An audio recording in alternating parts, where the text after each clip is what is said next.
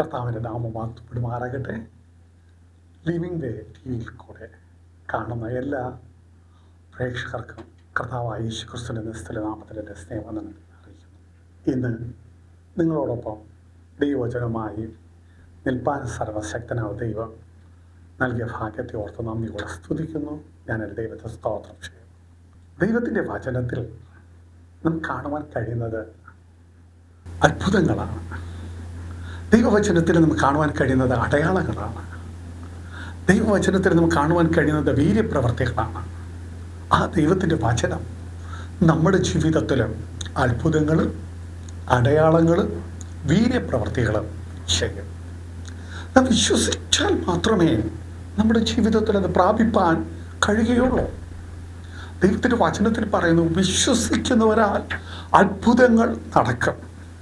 നമ്മുടെ ജീവിതത്തിൽ ഈ നാളുകളിൽ അപ്രകാരമുള്ള വിശ്വാസം നമ്മുടെ ജീവിതത്തിൽ ഉണ്ടായിരിക്കണം.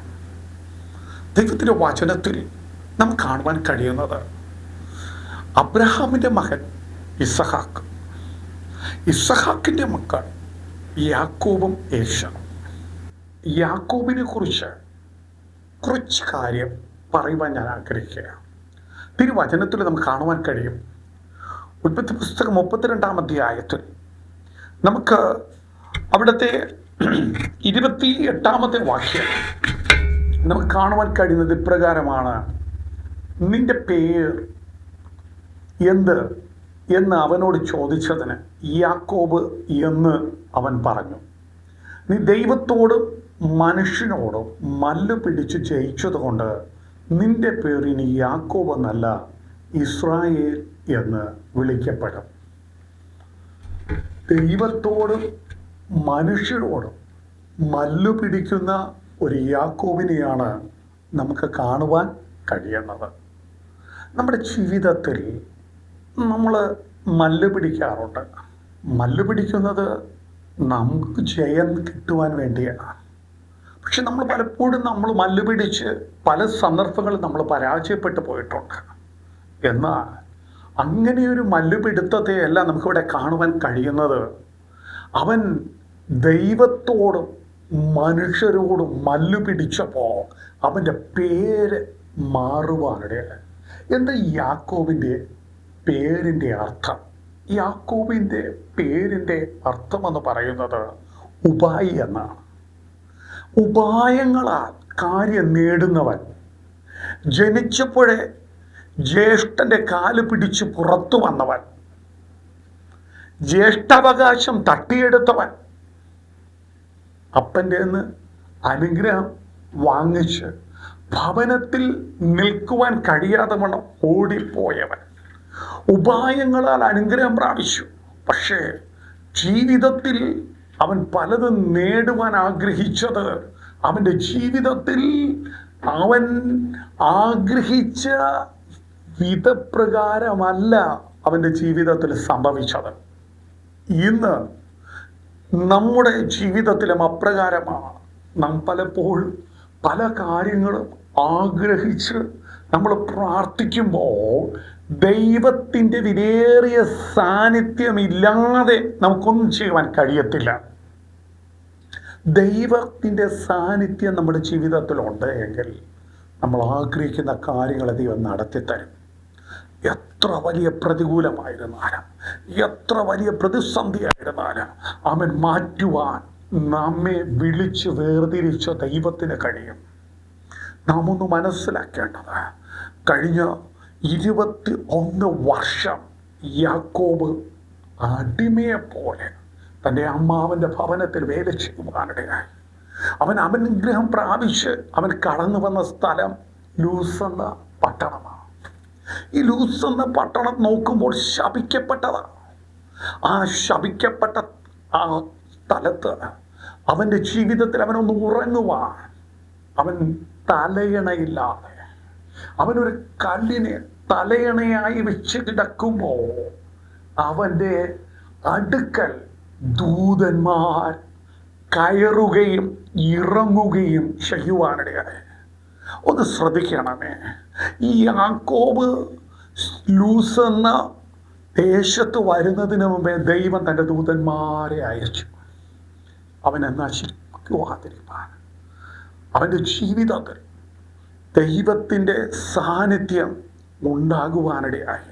പലപ്പോഴും നാം ഒന്ന് മനസ്സിലാക്കേണ്ടത്, നാം ഇറങ്ങിത്തിരിക്കുന്ന യാത്രയിൽ നമ്മുടെ ജീവിതത്തിൽ വേദനകൾ, ഭാരങ്ങൾ, പ്രയാസങ്ങൾ വരും. നമ്മൾ പറയും നമ്മുടെ ജീവിതം അവസാനിച്ചു, ഇനി ഒരു നന്മ കാണുവാൻ നമുക്ക് കഴിയത്തില്ല എന്ന് നമ്മൾ പറയുമ്പോൾ ദൈവത്തിൻ്റെ വചനത്തിൽ പറയുന്നു, അവൻ തൻ്റെ തൂവൽ കൊണ്ട് നിന്നെ മറയ്ക്കുക. നിന്റെ ജീവിതത്തിൽ മരണത്തിൽ നിന്നെ ഏൽപ്പിച്ചു കൊടുക്കാതെ മരണത്തിൻ്റെ വായിൽ നിന്ന് നിന്നെ വലിച്ചെടുക്കുന്ന ദൈവം, കഷ്ടതയിൽ നിന്ന് നിന്നെ വലിച്ചെടുക്കുന്ന ദൈവം, കണ്ണുനീരിനെ തുടയ്ക്കുന്ന ദൈവം ഇന്ന് നിന്നെ വിളിക്കുക.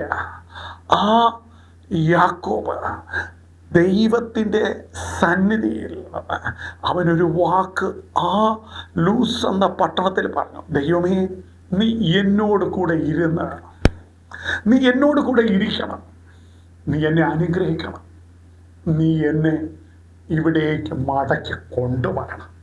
ഈ ഒരു വാക്ക് അവൻ ദൈവത്തിൻ്റെ സന്നിധിയിൽ പ്രാർത്ഥിച്ചവൻ പറയുക.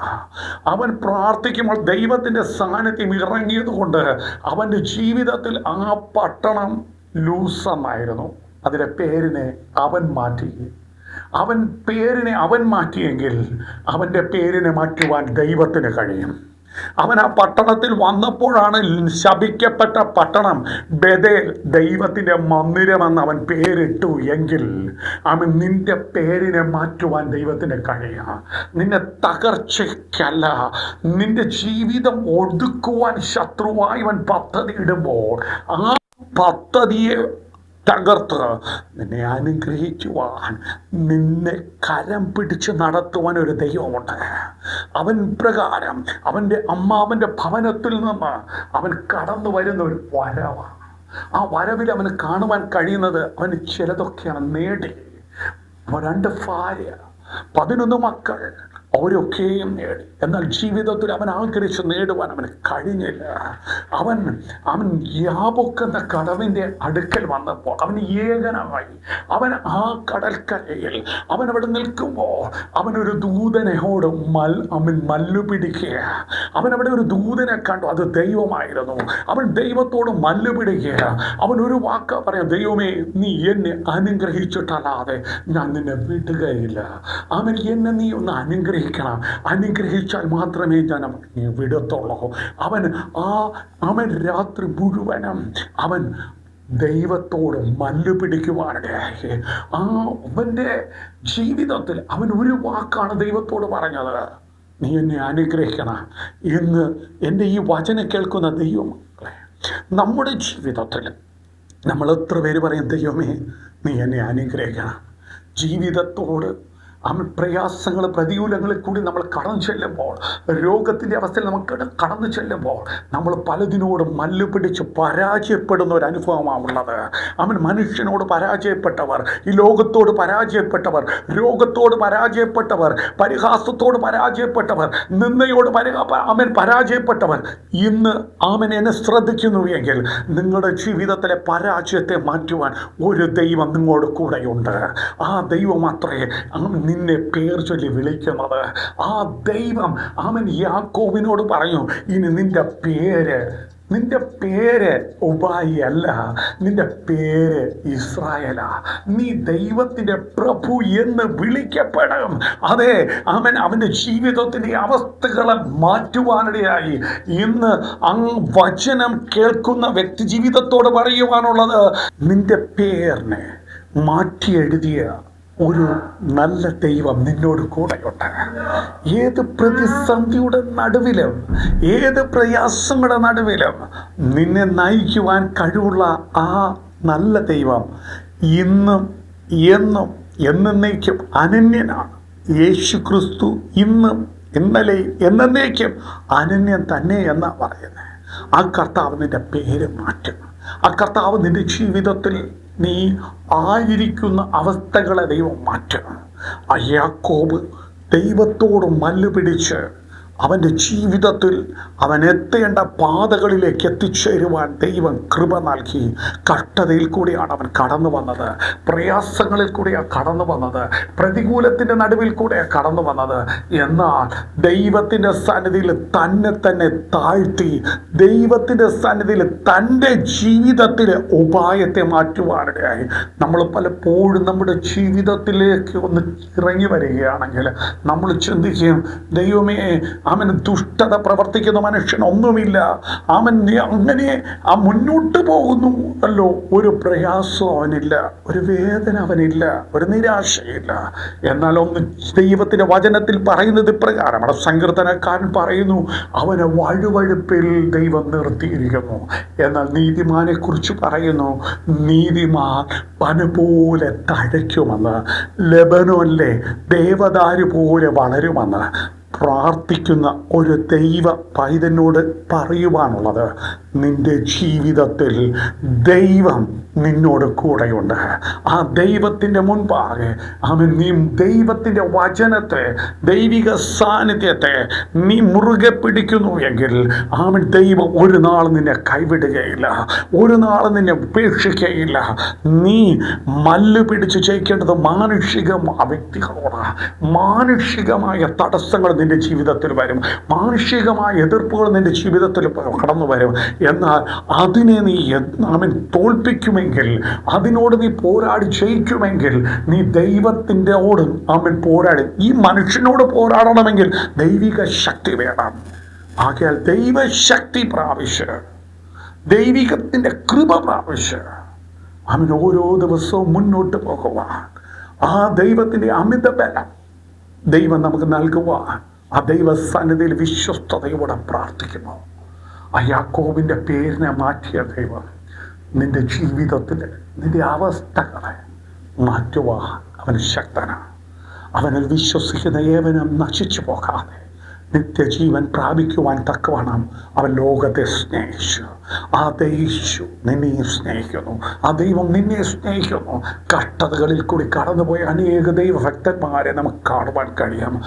ദൈവ പൈതലെ, നിന്റെ ജീവിതത്തിൽ കഷ്ടതയോടെ കൂടെയാണ് നീ കടന്നു പോകുന്നത്, കണ്ണുനീരോടെയാണ് നീ കടന്നു പോകുന്നത്. ആകയാൽ നീ ദൈവത്തെ മുറുകെ പിടിക്കുക. ആ ദൈവത്തോട് പറ, ദൈവമേ, നീ എന്നെ അനുഗ്രഹിച്ചിട്ടല്ലാതെ ഞാൻ നിന്നെ വിടുകയില്ല.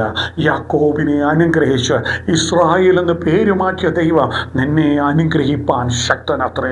ഈ തിരുവചനങ്ങളാൽ ദൈവം നിങ്ങളെ ഓരോരുത്തരെയും അനുഗ്രഹിക്കുമാറാകട്ടെ. ഈ വചനം നിങ്ങളുടെ ജീവിതത്തിൽ അനുഗ്രഹമായിരിക്കുന്നു എങ്കിൽ നിങ്ങൾ ഞങ്ങളുമായി ഈ നമ്പറിൽ ബന്ധപ്പെടുക. ഞങ്ങൾ നിങ്ങൾക്ക് വേണ്ടി പ്രാർത്ഥിക്കും. ദൈവം നിങ്ങളെ ഏവരെയും അനുഗ്രഹിക്കുമാറാകട്ടെ. ആമേൻ.